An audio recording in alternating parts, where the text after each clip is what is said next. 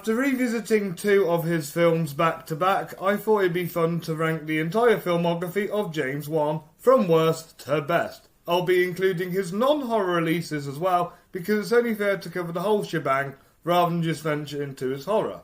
While horror is undeniably Wan's strongest department, he's proven himself to be a versatile director who consistently delivers fun, high-energy and entertaining films across genres. Whether he's crafting a bone-chilling ghost story or high-octane action, Wan always brings his unique flair to the table. And I do want to point out that I think this is my most controversial list because it's weird compared to the other rankings I've seen of his filmography. So yeah, let me know what you think. And with that said and done, then let's get started.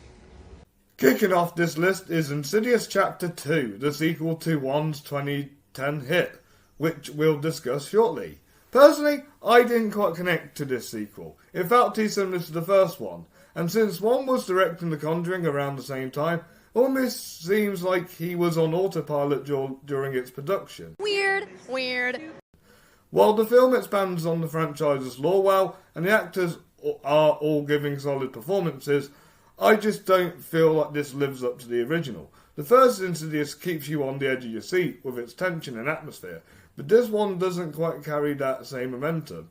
It just feels more like a rethread rather than a fresh chapter. In second to last place we have Death Sentence, a revenge thriller starring Kevin Bacon that's technically a remake of Death Wish 2, minus the first chapter. While Bacon delivers a solid performance, the film just feels like another generic rehash of the action thriller genre. That's boring. You're boring, everybody. Quit boring everyone! Don't get me wrong, it carries Wan's early gritty style, but it feels a bit out of place in his filmography overall. I appreciate that he tried something different, but it's a shame it didn't work out here. I can't help but feel that a director more suited to this type of film would have made it better. Coming in ninth place is Aquaman and the Lost Kingdom, the final film in the DCEU and the sequel to the 2018 hit that I'll be covering shortly. Despite the controversy surrounding a certain actress, the film still managed to be a bankable hit, and honestly, it does have some strong moments. The sequel is a fun ride, especially with how it explores new territories and has the ingredients to be a solid follow-up. That said, some issues hold it back, most notably the CGI.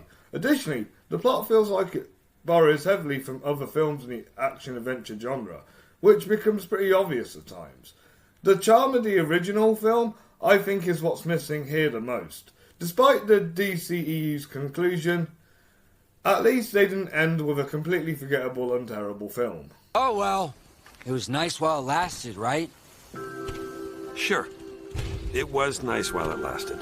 In 8th place we have Dead Silence, Wan's other film from 2007 and his second feature film overall. I think a lot of people tend to consider this his weakest film, but for me, it lands here because I actually think the concept works. The acting is decent, the source sets a good mood, and the visuals absolutely feel like a James Wan film. The horror element centred around a ventriloquist dummy is a creepy and interesting idea, and thanks to Wan's early visual style, it comes to life in a pretty effective way. That said, I do think the film struggles a bit in the writing department. I know Lee Wanham is a talented writer, but this one could have used a few more script touch-ups to make it feel a bit more coherent and tight. Still, some elements make Dead Silence an enjoyable watch, and it's far from the disaster some people make it out to be. In 7th place is Insidious, one of Wan's most iconic and talked about films. While I like the concept and I think the cast do a really great job, I couldn't help but think it didn't deliver up to the hype for me personally. Gee, that's disappointing. Patrick Wilson and Rose Byrne both deliver strong performances, and Wan's direction creates a thick layer of tension throughout. But something about the execution doesn't quite land for me as strongly as it could have been. No, it's not a bad film. Far from it. But I found myself wanting more from it in terms of payoff and overall impact. I know a lot of people rank this film higher, but for me it didn't quite hit as hard as some of Wan's other work.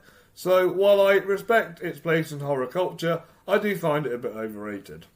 Just missing the top 5 is Aquaman, which still stands as Wan's highest grossing film to date. It's easily one of the strongest entries in the DCU, but that doesn't mean it's without its flaws. What works really well is how it dives into the underwater world of the DCEU, creating a rich and imaginative setting. The film also touches on environmental themes, which gives a bit more depth than you might expect from a superhero movie. Jason Momoa in particular deserves credit. His performance really defined Aquaman, especially after the character had been mocked and parodied for years. That said, the story can feel long-winded at times, and the fight scenes don't quite hit the mark. Plus, while the visuals are often stunning, the movie occasionally suffers from CGI overload, which looks impressive, but it can be a bit too much. But overall, Aquaman is a fun ride and a solid blockbuster, but it falls just short of cracking one's top 5 for me. Cracking the top 5 is Malignant, one of one's boldest and most original films. The storytelling here is genuinely unique. It takes a fresh premise and turns into a thrilling, unpredictable ride full of twists and turns. It's the kind of movie best experienced blind, and if you go in that way, you're in for a big surprise. Well, give it a try. What really elevates Malignant is Wan's direction. His visual style shines throughout with killer cinematography, sharp editing, and a haunting score that includes an eerie instrumental cover of Where Is My Mind. It's stylish, fast-paced, and never overstays its welcome, something that could have easily been mishandled in someone else's hands. Annabelle Wallis gives a standout performance that anchors the film, even if the supporting cast doesn't quite match her level. Overall, Malignant is an underrated gem that proves one still knows how to deliver something fresh in the horror space. Let's hope it stays as a one and done, because it works best as a standalone shocker. Landing just outside the top 3 is The Conjuring, easily one of the strongest horror films of the 2010s and a major milestone in one's career. The story grabs you from the very beginning, and Patrick Wilson and Vera Farmiga are phenomenal as Ed and Lorraine Warren, grounding the supernatural chaos with heart and intensity. One's direction is at the top of his game here. Every scare feels earned, the pace is tight, and the visuals and sound design immerse you in the chilling atmosphere. The score heightens the tension perfectly, and the whole film feels like a love letter to classic haunted house horror, with a fresh, bold, modern edge. While it may surprise you that it didn't crack the top 3, The Conjuring still holds a very special place in one's filmography. It's a movie that truly solidified himself as a modern horror master. Before we dive into my top 3 James Wan films, I just want to give you this quick reminder. Make sure you hit that like button, subscribe to Fright on Netflix, and follow us on socials so you don't miss a single scare. Also, I'd love to hear from you, so drop me a comment below and let me know your favourite James Wan films. Alright, let's get back to it. Time to reveal my top 3. Top 3? Top 3. Taking the bronze spot is The Conjuring 2, a sequel that, in my opinion, improves on the original in almost every way, especially with its atmospheric London setting. Based on the infamous Enfield hauntings, the story is gripping and grounding in a way that makes the supernatural elements even more intense. It's a bold strategy, Cotton. Let's see if it pays off for him. The performances are once again top tier, with Patrick Wilson and Vera Farmiga continuing to shine. Don Burge's cinematography gives the film a rich and moodiest look that elevates the whole experience. It truly feels like one's level up here as a director, delivering an even more polished and immersive horror story. If you're a fan of The Conjuring, this sequel offers just as much, if not more, in terms of scares, heart and style. This is one of the best sequels to a horror film for sure. My silver pick might come as a surprise to some, but it's Furious 7, my favourite film in the Fast and Furious franchise. This was the last truly great entry before the series started to go downhill, and it will always hold a special place in my heart for being a loving and emotional tribute to Paul Walker. The story is engaging, Jason Statham makes a great entrance as a villain, the action sequences are top tier, and the cast all deliver some of their best performances in the series, except for Dwayne Johnson, who's mostly sidelined for most of the film. It might seem wild to have this ranked so high, but honestly, as a fan of the Fast and Furious franchise, I genuinely believe this is the best one. And with James Wan at the helm, you can really feel his signature energy injected into it.